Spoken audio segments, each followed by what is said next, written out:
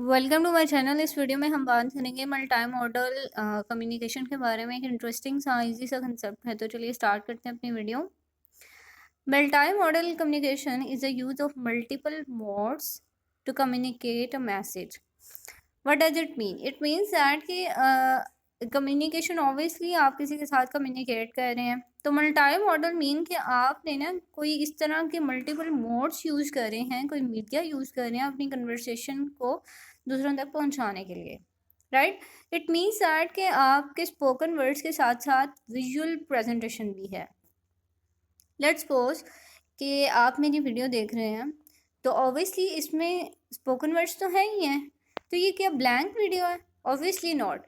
इसमें आपको एक प्रॉपर स्लाइड्स नज़र आ रही हैं, आपको ट्रांजिशंस नज़र आ रही हैं, आपको वर्ड्स में ट्रांजिशन नज़र आ रही हैं, और even though some of the pictures जो हैं उनमें आपको कोई जैसे थंबनेल था उस पर आपको एक कार्टून नज़र आ रहा है, आपको इसके अलावा प्रॉपर यानी कि विजुअल कलरफुल नज़र आ रही है, राइट। कि ये प्रेजेंटेशंस भी कलरफुल हैं, यानी विजुअल प्रेजेंटेशन मैंने आपको प्रोवाइड की है।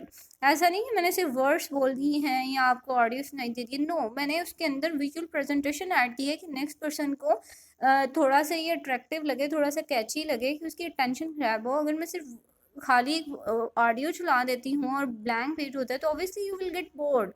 लेकिन अगर आपको सारा ट्रांजिशन या फिर ये इस तरह की विजुअल प्रेजेंटेशन नज़र आती रहेंगी, तो मे बी आपकी अटेंशन ग्रैब हो जाए, मे बी आप उस चीज़ को आगे तक लेके चलें। So this is basically multi modal communication.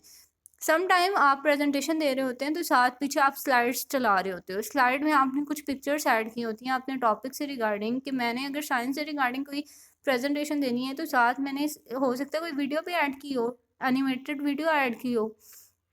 तो ये चीज़ आपकी प्रेजेंटेशन को ज़्यादा इफेक्टिव बनाती है।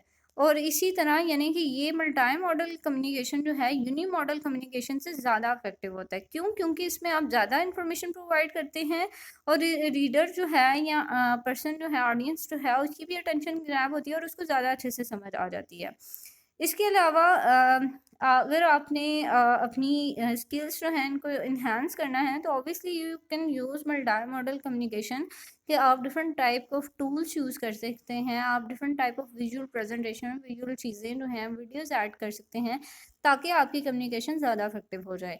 तो इंटरेस्टिंग था, इजी सा कंसेप्ट। आई होप कि आपको क्लियर हो गया होगा। अब इससे रिगार्डिंग आपको कोई क्वेश्चन है, कुछ भी शेयर करना चाहते हैं, मुझे कमेंट सेक्शन में बताएं। अपना और अपने प्यारों का बहुत सा ख्याल रखेंगे। मिलते हैं नेक्स्ट वीडियो।